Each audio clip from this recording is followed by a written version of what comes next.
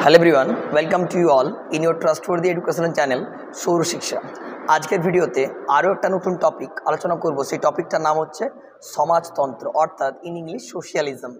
প্রথমে আমাদেরকে জেনে নিতে হবে যে এই সমাজতন্ত্র ব্যাপারটা কি। আমরা গণতন্ত্র জেনেছি, প্রজাতন্ত্র জেনেছি, আজকের আলোচনা সমাজতন্ত্র। দেখো, সমাজতন্ত্র যার ইংরেজি হচ্ছে সোশিয়ালিজম।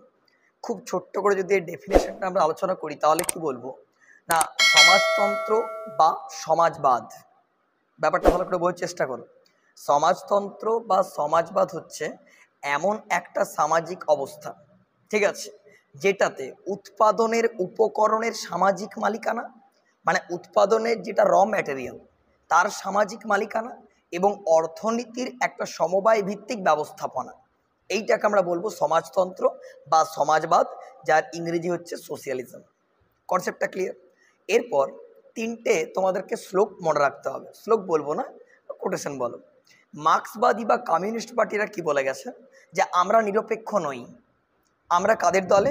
না, আমরা শোষিত, বঞ্চিত, অবহেলিত এনাদের দলে, যারা পদদলিত এনাদের দলে, মানে নিপীড়িত।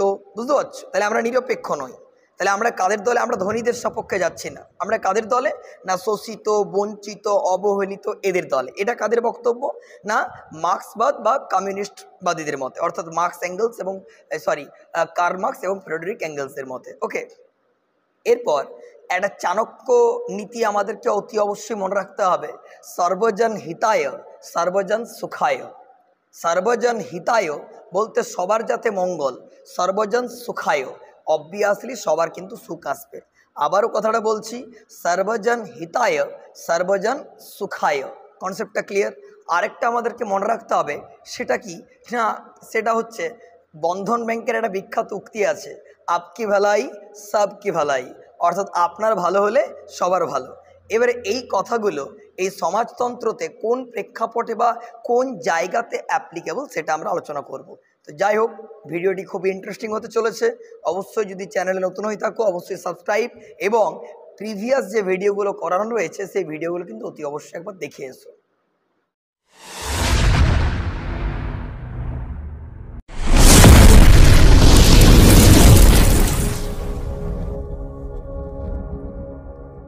তাহলে সমাজতন্ত্র কি সেটা তো জেনে গেলাম।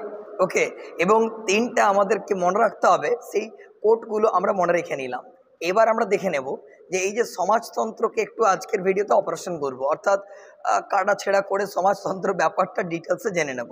তো যাই হোক, ভিডিওটা প্রথম থেকে শেষ অবধি দেখানোর অনুরোধ রইল এবং সবার সঙ্গে একটু শেয়ার করে দিও। তো চলো, প্রথমেই সমাজতন্ত্র এই ব্যাপারটাকে জানার আগে একটু জেনে নিতে হবে ধনতান্ত্রিক রাষ্ট্র বলতে কি বোঝায়, অর্থাৎ ক্যাপিটালিস্টিক ইকোনমি, এটার ব্যাপারটা কি।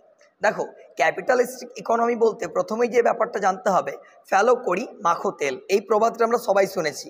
অর্থাৎ তোমাকে যদি কোনো প্রোডাক্ট তুমি কিনতে হয়, কড়ি তো ফেলতেই হবে। অর্থাৎ তুমি প্রোডাক্ট কোনো কিনতে যাবে, তুমি একটা অ্যামাউন্ট দিয়ে তুমি প্রোডাক্টটা কিনলে বা জিনিসটা কিনলে, তো সেটাই বলছে ফেলো করি মাখো তেল। এক্স্যাক্ট এই প্রবাদটাই আলোচিত হবে ধনতান্ত্রিক রাষ্ট্রে বা ক্যাপিটালিস্টিক ইকোনমিতে।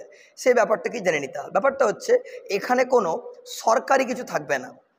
তুমি তোমার ভাই বা বোনকে তুমি স্কুলে ভর্তি করাতে চাও, হ্যাঁ করো, কিন্তু সেটা প্রাইভেট স্কুল, অর্থাৎ একটা নির্দিষ্ট কোর্স ফি স্ট্রাকচার থাকবে, সেই ফিজটা মেনটেন করে তোমাকে কিন্তু ভর্তি করতে হবে। তুমি কোনো হয়তো তোমার ট্রিটমেন্টের জন্য যাবে, হ্যাঁ যাও, সেটা কিন্তু প্রাইভেট, অর্থাৎ নার্সিংহোমে যেতে হবে তোমাকে, সেখানে কিন্তু কোনো সরকার থেকে কোনো তোমার সুযোগ সুবিধা থাকবে না। বুঝতে পারছো? নির্দিষ্ট একটা ফি স্ট্রাকচার করা আছে, সেই স্ট্রাকচার তোমাকে কিন্তু মেনটেন করতে হবে। এইটা গেল ধনতান্ত্রিক রাষ্ট্র, অর্থাৎ ক্যাপিটালিস্টিক ইকোনমি। ব্যাপারটা ক্লিয়ার? এরপর জেনে নিতে হবে যে বৈজ্ঞানিক সমাজতন্ত্র কি, অর্থাৎ 1 নম্বর পার্টে আমরা আলোচনা করব বৈজ্ঞানিক সমাজতন্ত্র। এটার ধারণা দিয়েছিল কার্ল মার্কস অর্থাৎ ফ্রেডরিক অ্যাঙ্গেলস। ব্যাপারটা হচ্ছে যে এই যে বৈজ্ঞানিক সমাজতন্ত্র, এটাকে অনেকে মার্কসিস্ট সোশিয়ালিজম বলেও আমরা জানি, যেহেতু কার্ল মার্কসের ধারণা দেন। এই ব্যাপারটা কি না, এই ব্যাপারটা ওই যে বললাম কমিউনিস্টদের একটা বিখ্যাত উক্তি, আমরা নিরপেক্ষ নই। আমরা কাদের দলে? শোষিত, বঞ্চিত, অবহেলিত এদের দলে। তার মানে এখানে হলো, এখানে কোনো বাজার দর নিয়ন্ত্রণ থাকবে না।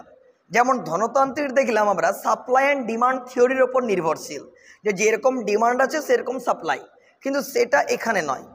তুমি স্কুলে ভর্তি করাতে চাও ভাই বোনকে, হ্যাঁ অবশ্যই করো, কিন্তু সেটা সরকারি স্কুল, কোনো প্রাইভেট স্কুল থাকবে না। অর্থাৎ এখানে বাজার নিয়ন্ত্রণটা পুরোপুরি কিন্তু সরকার দ্বারা নিয়ন্ত্রিত।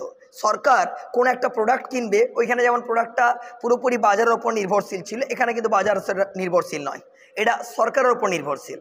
অর্থাৎ কোনো প্রোডাক্টের কি দাম হবে সেটা কিন্তু সরকার নির্ধারণ করে দেবে। বুঝতে পারলাম ব্যাপারটা? তুমি হয়তো ট্রিটমেন্ট করাতে যাবে, হ্যাঁ যাও, প্রাইভেট কোনো থাকবে না, সেটা পুরোপুরি গভর্নমেন্ট সেক্টর থাকবে, এটা অবশ্যই ভালো। তাহলে নিপীড়িত অবহেলিত যারা, তারা কিন্তু অবশ্যই একটা বেনিফিটস কিন্তু পেয়ে যাচ্ছে এখান থেকে। তাহলে এইটা গেল বৈজ্ঞানিক সমাজতন্ত্র, কিন্তু সবটাই সোশ্যালিজম, সোশ্যালকে কেন্দ্র করে কিন্তু আসছে। আরও একটা আমাদের জেনে নিতে হবে, সেটা কি না, সেটা হচ্ছে গণতান্ত্রিক সমাজতন্ত্র। এটা কি না, এটাতে ধনতান্ত্রিক কিছুটা, আবার আমাদের বৈজ্ঞানিক সমাজতন্ত্র কিছুটা, দুটার যে মধ্যবর্তী পন্থা, সেই মধ্যবর্তীটাকে আমরা কি বলে ডাকবো না, গণতান্ত্রিক সমাজতন্ত্র। অবশ্যই ভারতবর্ষটা এর আন্ডারেই পড়ছে, অর্থাৎ গণতান্ত্রিক সমাজতন্ত্র। এখানে বাজারও কিছুটা নিয়ন্ত্রণ করবে, আবার সরকারও কিছুটা নিয়ন্ত্রণ করবে, কিন্তু পুরোপুরি বাজারের ওপর ছেড়ে দেওয়া যাবে না, আবার পুরোপুরি সরকারও নিজস্ব নিয়ন্ত্রণ করবে না।